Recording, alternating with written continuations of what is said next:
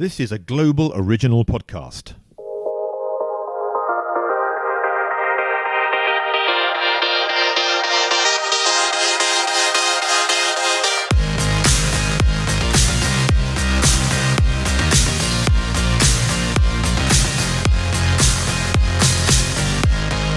Hello, my name is Gordon Glenister. Welcome to Influence, the global podcast that shines a spotlight on the influencer marketing industry. I'm the co-founder of BCMA Influence, which is a professional membership association that represents the influencer marketing industry. And my objective is to interview some of the most interesting people in the world of influencer marketing. And in the next 30 minutes, get real insights, ideas and tips to help you better understand the fascinating world of influence. On today's show, I'm going to be talking with Katy Coffield, who is the founder and CEO of the Foodie Tribe, which is a network and influencer agency of food content creators. Now, food and drink are one of the top 6 influencer categories. Some of the biggest bloggers are from this community. Restaurants and bars have been particularly successful using influencers for product launches, party nights, promotions, new recipes, that sort of thing. But obviously, I thought it'd be better to find out from who knows a lot more about this than I do. So I started by asking her about the platform, and here's what she had to say. Foodie Tribe was started by myself about 4.5 years ago. I had my own blog, so I guess I was considered a blogger 10 plus years ago when in the university they were starting to see that it wasn't really influencer marketing. They were really talking about blogging, and one of the credentials was to start your own blog. So I started a photo blog of random stuff that only happened in Miami, and that quickly turned into getting media pitches from PR agencies to visit restaurants, write about it for free in exchange for the food. I could bring a friend with me. And so we started this community here in Miami, very close knit. And I said, you know what, I think we need to do a little bit more for the local community. We would be getting together to these dinners, half the table would be empty. I talked to the agency and they're like, well, we pitched it, but they didn't show up. So I'm like, okay, this is a perfect, business opportunity. Let me get in the middle of this journey, essentially, be the liaison between the agencies and the brands and the influencers or the bloggers at that time that want to work on the partnerships. So Foodie Tribe was born from that idea of being that middle person, essentially that talent agent for the influencers, and then for the agency and the brands, that sort of extra added value and then credibility to the fact that if they came to work with us, the influencers would show up to their events, they would receive their products like a CPG product, let's say, for example, create that recipe. They would get the content that they were promised and the deliverables and the setup that they had requested, timeline, and then a beautiful report at the end of the campaign. So that's what we've been doing for 4.5 years. And so how many members have you got now? Approved through Foodie Tribe, a little over 2,000, and those are globally based, with the majority of them residing within the US, Canada, and Australia. Okay. And what do they need to do? Because I know that you've got quite a strong ethical stance here about who we allow on our platform, because you're presenting yourself as a professional organization. So tell us a little bit about that. So it's extremely important for me. Like you mentioned, I am based in Miami, Florida. I am not based in Melbourne. I'm not based in London. I'm not, so it's very important that whoever we bring in is a clear representation of our company. So even though I have a team behind me, I am the sole person that reviews applications. So if you don't get accepted, you can get upset with me. But really, the credentials and the criteria, they're silly things where, certain follower counts and that kind of thing. But the stuff that I really look at is the content, the imagery. How are you portraying yourself and your brand? We get a lot of people that, respond to an application and are like, I really love food, but then their entire Instagram page is focused on modeling. And that doesn't really do anything for me. That's perfect and you're a great model, but unfortunately I can't pair you with, the brands that we're partnering with because they're focused on recipes or they want you to go out to a restaurant. So looking at the content, we had briefly mentioned in a previous conversation together, followers and engagement are very key. Unfortunately, people are still purchasing that type of engagement. So we do have a partner platform that we use called Tell on Demand, which essentially allows me to plug in the influencer and check their rating. If things look a little bit fishy and I'm not feeling comfortable, then I may just not accept you, or I may reach out to you via email and just, have a candid conversation with the influencer. So I do have conversations with a lot of influencers that have a ton of great potential. maybe they just don't have the follower count and I don't want to bring them on and then not be able to pair them on a campaign. So I do reach out to them and I give them some pointers. I know your organization is doing some really great learning kind of methods and that kind of thing. We've tried to implement that in Foodie Tribe. Unfortunately, we're just such a small team that we do things very, kind of like here and there, but we've put together a few tutorials for our influencers to kind of help them understand the benefits of maybe taking a food photography class or a content writing, copywriting class. A lot of our influencers have full-time jobs, aside from doing this. They're doing this, they started it for fun and all of a sudden it's generating revenue. But a lot of them are lawyers, they're doctors, they're chefs full-time in another restaurant. So it's just kind of having them understand that. And we have had multiple people reapply when they get accepted.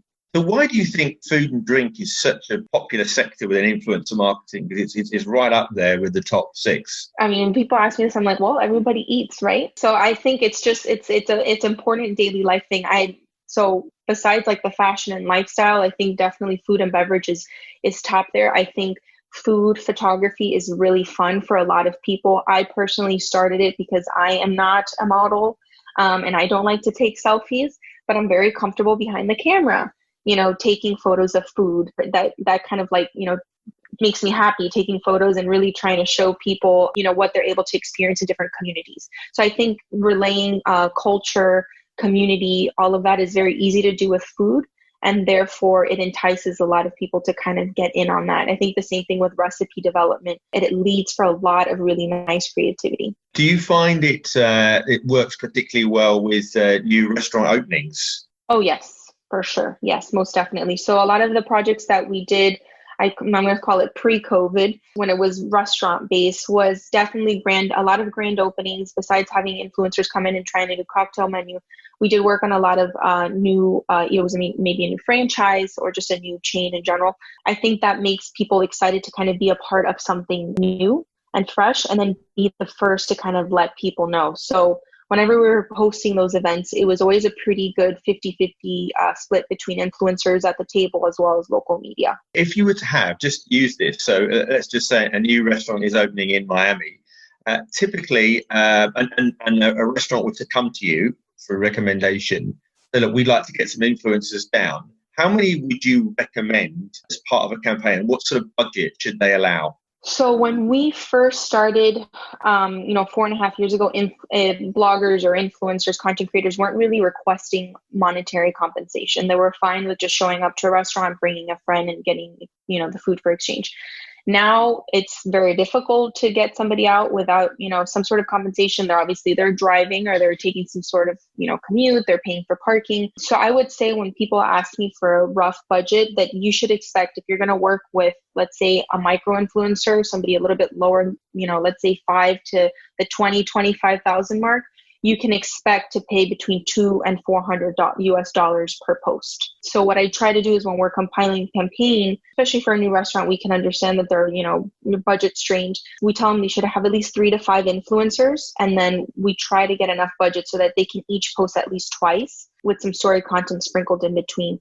I don't like to work on campaigns where we can only, create one post with that one influencer. It just doesn't really do a lot for their community because it doesn't really show a sense of loyalty or collaboration or partnership. So we always, whenever we can, try to, create a little bit of a longer content timeline. And within those types of campaigns, would there be some form of discount for the influencer followers? So come to this restaurant, it's really cool.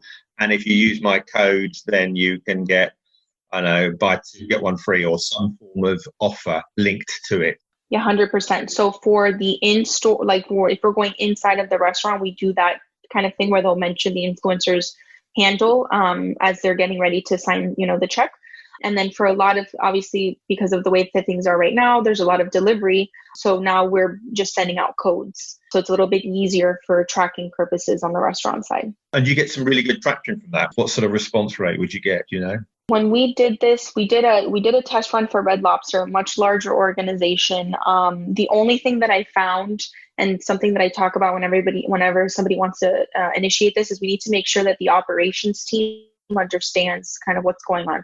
So one of the things that we ran into is that there were a lot of followers going in, but then the operational team wasn't aware. So they were like, well, I'm not giving you any discount. So then I'm getting calls and text messages, from the influencer saying my follower what. I think they can do really well. I think there just needs to be a lot of communication on all ends of the spectrum.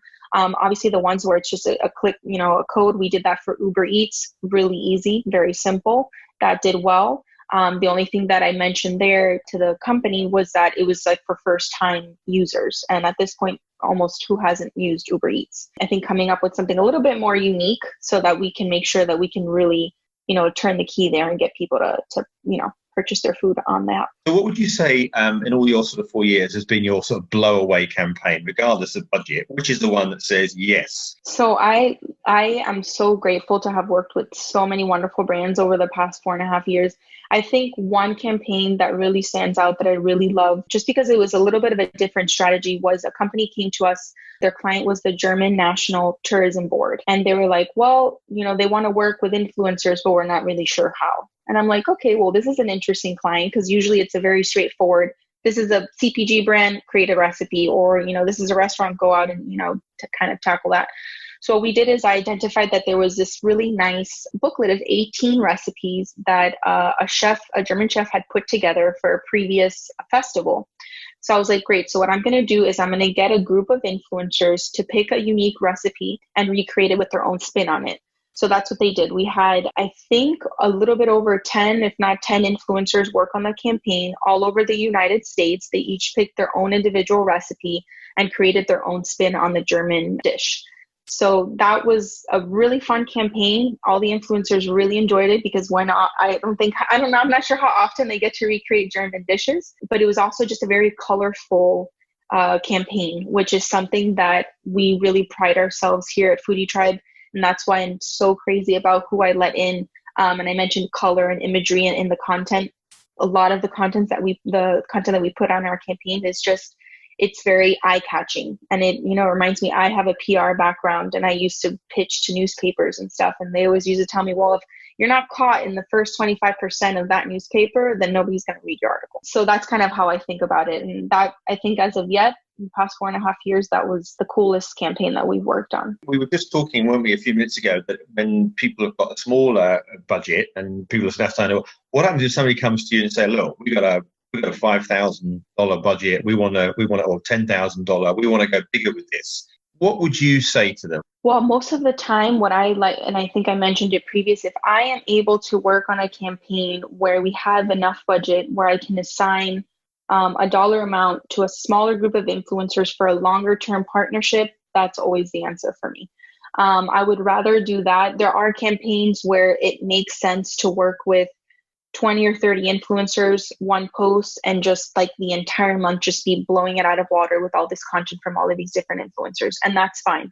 But a lot of the times what I try to do is these longer term commitments and partnerships. Perfect example right now, we work with several products under like CPG brands. So one of them is Lighthouse Foods. We actually have a case study on the site, and we've worked on multiple campaigns with them over the last 2 years. And at this point, I would say 50% of the influencers that continue to get chosen for these campaigns are ones that the brand has already worked with in the past. So at this point, those followers completely, like they've seen Lighthouse Foods dressing, they've seen, the different products and the cheeses and all of this. So they're used to it. So now when the influencer posts about it and 4th of July is coming up, they're like, perfect, I'm going to add that dressing as my side to my salad, or the cheese on top of my baked potato skins. And that's kind of what we're trying to do and what we try to do on campaigns as often as we can. So where do you think the future of influencer marketing is going to, what's it going to look like in the next, if you're a crystal ball in a year or two's time? What do you think are going to be the salient changes, things that are going to stay with us? I think, or at least I'm hoping that the influencers that are really creating stellar content are going to really stand out now, and that the brands are going to see where the real value is with influencer marketing. I think in the beginning when we started, brands were still struggling to understand that influencer marketing is now another web as part of like their advertising marketing model. I think over the past few months, obviously things have been a little bit challenging, but now we're seeing that it's picking up again, and restaurants and brands are starting to realize, okay, Q3 is, in motion, Q4 is coming, holiday, and they see the value in working with the influencers. I think it's only going to continue going up from here. I think just the way that everything's going, I mean, I don't know where you watch your TV, but we're not really consuming a lot of commercials like we used to, in TV and radio now with the different way that we're consuming content. So I think it's only going to continue to grow. I think what may change or may develop is just where we're consuming that content online. So maybe, obviously now there's the whole TikTok trend and all of that. So I think that's just going to continue evolving, but I think it's going to be here to stay for a long time. This podcast is supported by the Branded Content Marketing Association, promoting the value of influencer marketing globally. That's it for another edition of Influence. Please don't forget to subscribe and let us have your feedback to our email, feedback@influencepodcast.net. Or you can go onto the BCMA website at www.thebcma.info. You can also send me a message on my Instagram too, which is Gordon Glenister. And if you feel like it, it would be great if you could leave us a 5-star review. That would be awesome because it really does help us. Thanks also to my producer, Neil Whiteside of Freedom One. So until next time, from me, Gordon Glenister, bye for now.